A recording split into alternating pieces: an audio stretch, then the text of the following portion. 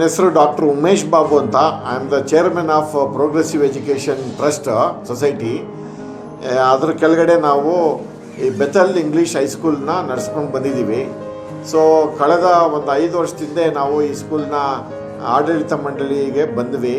ಅದಾದ ನಂತರ ಒಂದು 2 ವರ್ಷ ನಾವು ಬೇರೆಯವ್ರು ನಡೆಸಲಿ ಅಂತ ಕೊಟ್ಟಿದ್ವಿ. ಬಟ್ ಅವರು ನಡೆಸೋಕ್ಕೆ ಸಾಧ್ಯ ಆಗಲಿಲ್ಲ, ಸರಿಯಾಗಿ ನಡೆಸಲಿಲ್ಲ. ಆದ್ದರಿಂದ ಅವ್ರನ್ನ ಕಳಿಸ್ಬಿಟ್ಟು ನಾವೇ ವಾಪಸ್ಸು ನಾವು ಈ ಸ್ಕೂಲ್ ತೊಗೊಂಡು ಆಡಳಿತ ಮಂಡಳಿಲಿ ನಾನು ಚೇರ್ಮನ್ ಆಗಿ ಕೆಲಸ ಇವಾಗ ಮಾಡೋಕ್ಕೆ ಶುರು ಮಾಡಿದ್ದೀನಿ. ಈ ವರ್ಷದಿಂದ ನಾವು ಎಲ್ಲ ರೀತಿಯಲ್ಲೂ ಈ ಸ್ಕೂಲ್ನ ಅಭಿವೃದ್ಧಿ ಪಡಿಸ್ಬೇಕು ಅಂತ ಎಲ್ಲ ರೀತಿ ಹೋರಾಟ ನಡೆಸ್ತಾ ಇದ್ದೀವಿ.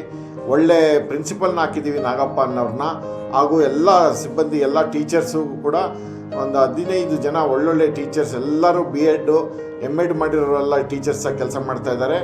ಈ ವರ್ಷದಿಂದ ಬೆಥಲ್ ಇಂಗ್ಲೀಷ್ ಹೈಸ್ಕೂಲು ಇಂದಿನಂತೆ one of the best school in Anekal taluk ಮಾಡಬೇಕು ಅಂತ ಹೊರಟಿದ್ದೀವಿ.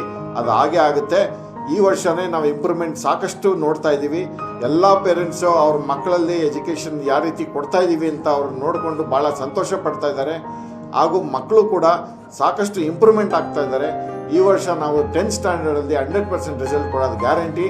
ಹಾಗೂ ನಾವು ಅತ್ತಿಬೆಲೆ ಈ ಒಂದು ಊರಿನಲ್ಲಿ ನಾವು ಒಳ್ಳೆಯ ಒಂದು ಲೆಸ್ ಫೀಸ್ ಅಂದರೆ ರೀಸನಬಲ್ ಫೀಸ್ನಲ್ಲಿ ದ ಬೆಸ್ಟ್ ಎಜುಕೇಷನ್ ಕೊಡಬೇಕಾಗಿರೋದೇ ನಮ್ಮದು ಮೋಟೋ.